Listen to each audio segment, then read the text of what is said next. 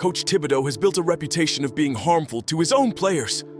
His approach towards practice, work ethic, and minutes allocation has made people question his in-game decision, and in some instances, his sanity. Everyone likes a coach who has authority, but nobody likes when he runs your star player into the ground. This year, New York earned a much-deserved second seed, only to start the playoffs incomplete. And on top of everything, lost Josh Hart during the most important series in the recent history of the franchise. All of this made people point fingers at Coach Tibbs and his coaching style. So today we're breaking down his role in his players' injuries. To get the right perspective, we're turning back the clock and going back to when he was leading Chicago Bulls, being a head coach for the first time. For those of you who don't know the full story, at that time Derrick Rose was tearing the league apart, and just a season earlier he went to the Eastern Conference Finals against LeBron and D-Wade. Some kind of regret for playing the part in ruining his career. Former Bulls players have said in podcasts he's not like other coaches when it comes to practice. They would be brutally physical at times, which many players didn't like, knowing their season could easily stretch to 90-plus games. However, there is another element to this story. Despite that season, what might have contributed to his ACL tear was the amount of force his knees were absorbing during landings. As we all know, his dunks were always intense and entered down the road. Let us know in the comments what you think about it. Anyways, this wasn't the only example of Thibodeau being too hard on his players. When he was assistant coach for the Celtics, they did improve, becoming the #1 defensive team in the league. But his stay was marked with so many smaller injuries over the season that it's probably good luck everyone remained healthy for the finals. He was also one of the people responsible for limiting Kobe's offense in 2008, so good for him. But the guy was a menace for the players. That was his first year helping Doc Rivers, so more time was needed to show the impact of his methods. KG went down with the knee injury next season, costing the Celtics the series against Orlando. It took Howard and the Magic 7 games to beat Boston without KG. If he was there, everyone knows Celtics win and probably earn another finals appearance. Next year, Kendrick Perkins has an ACL injury. Now, it may seem funny to you that we're bringing Perkins into this argument, but believe it or not, the guy could play once upon a time. He was really good during his time with Boston, so his injury will forever remain as one of the things that impacted the outcome of 2010 NBA Finals. It's not fair to say Thibs cost the Celtics a championship, but his impact on players' careers definitely puts a negative spotlight on everything he did over the last 20 years in the NBA. He didn't earn his reputation overnight, and who knows how many series could have ended differently if it wasn't for him wearing players down. Even Paul Pierce, who spent years working with him, criticized him for New York's injuries and expressed his discontent, which tells you a little about the way things were in Boston back in the day. The same thing continued in Minnesota when Thibodeau took over from 2016 to 2019. This time, he didn't screw them over with injuries, since there were only minor ones, but instead his roster decisions would still sting to this day if Wolves weren't this good right now. He came over, ended up last in the division, traded for Jimmy Butler next year.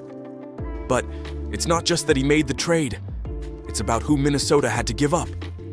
The trade involved Jimmy Butler to the Wolves for Zach LaVine, Chris Dunn, and rights to Lauri Markkanen. This may not sound like too big of a deal today, but check this out.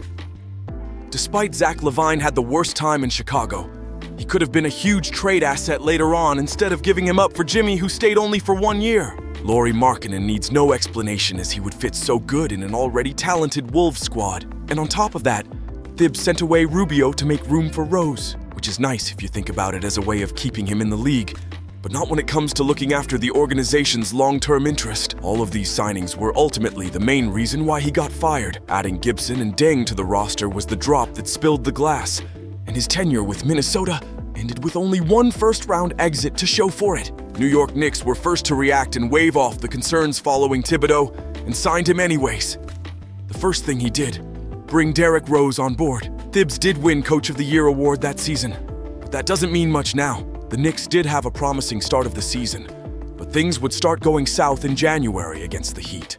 Randle suffered an awkward fall in the fourth quarter, dislocating his shoulder that would turn out to require surgery and end his season. Now, Randle's minutes were not so crazy at around 32 per game, but there's something that keeps popping up as illogical. What the hell was he doing in the game? The Knicks were up by 17 with around 4 minutes of playing time left, and Thibodeau had almost all of his starters on the floor. Randle is one of those players with a messy injury history, so coaches should avoid compromising his health when unnecessary. If you remember, He broke his leg as a Laker.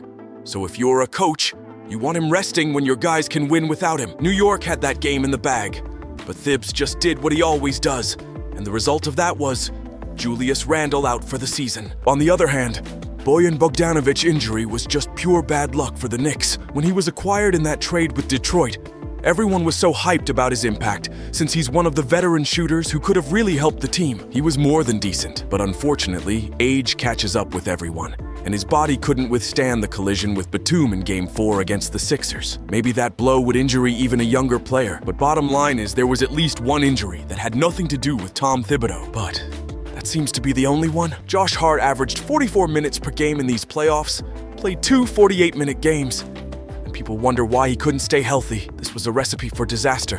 No matter how much you need a certain player, you don't make one of your best guys play without any rest almost every game. As far as medicine and pro sports are concerned, Josh Hart is a phenom. There really isn't anything you could take against him, as both he and Brunson gave all they had. It was surprising that Hart didn't suffer a leg injury considering all that time spent on the floor. On the other hand, OG Anunoby didn't have that luck. His hamstring gave up against Indiana after averaging crazy 41 minutes per game in these playoffs. Thibs can't be unaware of this, and it's just ridiculous at this point. It is surprising no one in the organization steps up and talks to him about the issue, regardless of consequences. Nobody expects the Knicks to fire him, but something needs to be done about this. There's no debate New York could have made the Eastern Finals with everyone on the roster 100% healthy. It's fair to say every team will eventually struggle with injuries, but this is too much. Thibs is great, but the Knicks fans have been waiting for too long to be competitive in the playoffs again, and they'll let no coach ruin it for them. This isn't saying they should change Thibodeau, but they should change the way things are done when it comes to preserving players' health. Hopefully they bounce back from this and give us another playoffs run next year, with everyone healthy and ready to play. That's it for today, guys. We hope you've enjoyed this video. Feel free to tell us what you think of Coach Thibs' methods, and what moves do you think the Knicks will make in the off-season. Also, make sure to hit that subscribe button to keep up with this year's playoffs. Peace out.